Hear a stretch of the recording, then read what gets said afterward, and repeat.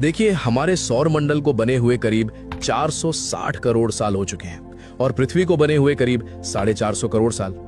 इतने लंबे समय के बाद इतिहास में पहली बार पृथ्वी पर एक ऐसी प्रजाति आई जो सिर्फ जीती नहीं बल्कि समझती है, सोचती है और बदलती है, जिसने पूरे ग्रह को समझ लिया, और वो है हम इंसान। आज हम इस ग्रह की सबसे एडवांस प्रजाति हैं। विज्ञान और टेक्नोलॉजी की मदद से हमने पृथ्वी पर लगभग पूरा कंट्रोल बना लिया है, मतलब कंट्रोल करने वाली सभ्यता।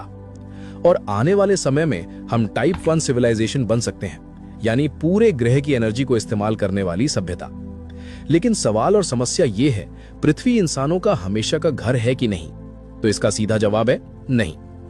आज से करीब 10 करोड़ साल बाद पृथ्वी पर पहला बड़ा संकट सामने खड़ा होगा। उस समय लगभग एक 10 किलोमीटर चौड़ी उल्का पृथ्वी की ओर बढ़ रही होगी। अगर उस समय इंसान टेक्नोलॉजी में बहुत आगे नहीं पहुंचा और उस एस्टेरॉयड की दिशा नहीं बदली, तो उसका इंपैक्ट यानी टक्कर पृथ्वी के 80% जीवन को तुरंत खत्म कर देगा। लेकिन अगर उस समय तक मानव सभ्यता टाइप 2 सिविलाइजेशन बन चुकी होगी, यानी तब इंसान उस एस्टेरॉयड को आसानी से नष्ट या डाइवर्ट कर सकता है। तब वो एस्टेरॉयड हमारे लिए कोई बड़ी समस्या नहीं होगी, क्योंकि तब हम स्टार लेवल एनर्जी को कंट्रोल कर रहे होंगे। इसी दौरान हमारे सौर मंडल में भी बड़े बदलाव शुरू हो जाएंगे। शनि ग्रह की सुंदर रिंग्स धीरे धीरे खत्म हो जाएंगी और सूर्य की चमक आज से लगभग 1% ज्यादा हो जाएगी। सुनने में कम लगता है, लेकिन इसका असर पृथ्वी पर बहुत ज्यादा होगा। तापमान काफी हद तक बढ़ जाएगा और मौसम बहुत ज्यादा अस्थिर हो जाएगा। और अगर इंसान तब भी जिंदा रहा, तो आज से 25 करोड़ साल बाद पृथ्वी पूरी तरह अलग दिखेगी। उस समय सारे कॉन्टिनेंट्स आपस में जुड़कर एक सुपर कॉन्टिनेंट बना लेंगे। समुद्र का लेवल काफी नीचे चला जाएगा, वातावरण में ऑक्सीजन बढ़ जाएगी और तापमान आज की तुलना में काफी ठंडा हो जाएगा। ये एक ठंडा युग होगा, यानी एक हिम युग होगा। लेकिन इसके बावजूद भी पृथ्वी पर जीवन बना रहेगा। अगला बड़ा बदलाव आएगा आज से करीब 60 करोड़ साल बाद। एक बहुत बड़ा बदलाव। इस समय हमारा चंद्रमा पृथ्वी से लगभग 32,000 किलोमीटर दूर चला जाएगा और इसका मतलब होगा अब पृथ्वी पर कभी भी पूर्ण सूर्य ग्रहण नहीं होगा। लेकिन असली खतरा यहां है, क्योंकि तब वातावरण में कार्बन डाइऑक्साइड इतनी कम हो जाएगी कि फोटोसिंथेसिस लगभग बंद हो जाएगा और बिना फोटोसिंथेसिस के पौधे खत्म होने लगेंगे और पौधों के बिना ज्यादातर जीवन भी खत्म हो जाएगा। अगर इस समय भी इंसान मौजूद है, तो यही वो पॉइंट होगा जहां उसे पृथ्वी छोड़ने का फैसला करना पड़ेगा। और इस समय पृथ्वी पर सिर्फ समुद्रों में कुछ सिंगल सेल जीव बचे रहेंगे। अगर उस समय भी मानव सभ्यता पृथ्वी पर मौजूद है, तो उसे समझ जाना चाहिए कि अब पृथ्वी स्थायी घर नहीं रही और यहीं से ही इंसानों को इस ग्रह को छोड़ने की तैयारी शुरू करनी होगी। और जब पृथ्वी से ज्यादातर इंसान किसी दूसरे ग्रहों की ओर निकल चुके होंगे, तो उसके बाद सूर्य का असली असर शुरू होगा। आज से करीब 1.5 अरब साल बाद हमारे सूर्य की चमक इतनी बढ़ चुकी होगी कि पृथ्वी पर रहना लगभग नामुमकिन हो जाएगा। इस समय सूर्य का हैबिटेबल जोन धीरे धीरे मंगल की ओर खिसक चुका होगा। अब पृथ्वी रहने लायक नहीं रहेगी।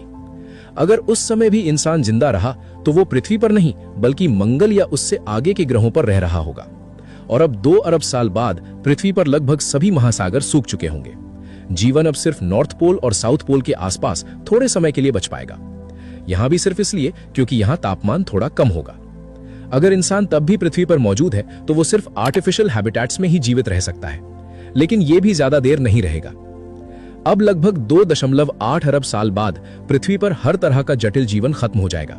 अब सूर्य की लुमिनोसिटी इतनी बढ़ चुकी होगी कि पृथ्वी का औसत तापमान 420 केल्विन तक पहुंच जाएगा।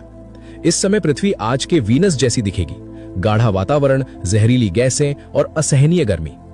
आज से 3 अरब साल बाद पृथ्वी का भविष्य 2 संभावनाओं पर निर्भर करेगा। अब यहां से ये कहानी 2 रास्तों में बंटती है।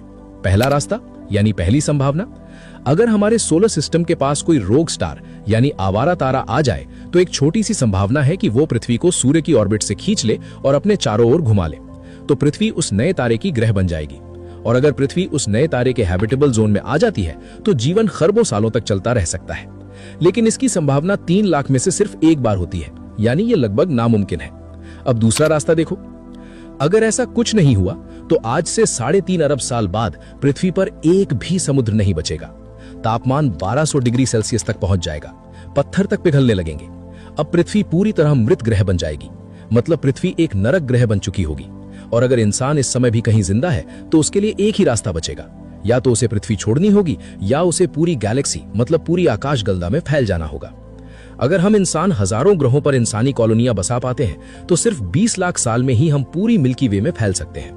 और यही एकमात्र तरीका है मानव सभ्यता को अमर बनाने का। और इसी तरह से मानव सभ्यता इस ब्रह्मांड में खुद को जिंदा रख सकती है, क्योंकि पृथ्वी हमें हमेशा के लिए नहीं मिली, ये सिर्फ एक शुरुआती घर है।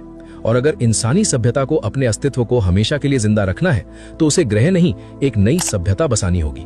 पृथ्वी को छोड़कर किसी दूसरे ग्रह पर जाना होगा। और यही वो सच्चाई है जिसे हमें समझना होगा। पृथ्वी हमारी माँ है, लेकिन वो अमर नहीं है। एक दिन सूरज बदलेगा, जलवायु बदलेगी और ये ग्रह हमारे रहने लायक नहीं रहेगा। उस दिन इंसान को बचाने वाली चीज भावनाएं नहीं, तैयारी होगी। अगर हम सिर्फ यही कहते रहे कि पृथ्वी ही सब कुछ है तो इंसानी सभ्यता भी डायनासोर की तरह इतिहास बन जाएगी। लेकिन अगर हमने समय रहते विज्ञान, तकनीक और सोच को आगे बढ़ाया तो इंसान सिर्फ एक ग्रह की कहानी नहीं रहेगा, बल्कि एक बहुग्रहीय सभ्यता बन जाएगा। चांद, मंगल या उससे भी आगे ये जगह सिर्फ मिशन नहीं है, ये इंसानी भविष्य की बीमा पॉलिसी है। क्योंकि सभ्यताएं तभी अमर बनती हैं जब वो एक दुनिया तक सीमित नहीं रहती। पृथ्वी हमारा पहला घर था, लेकिन अगर हमें हमेशा जिंदा रहना है तो सितारों के बीच हमें अपना अगला घर खुद बनाना होगा।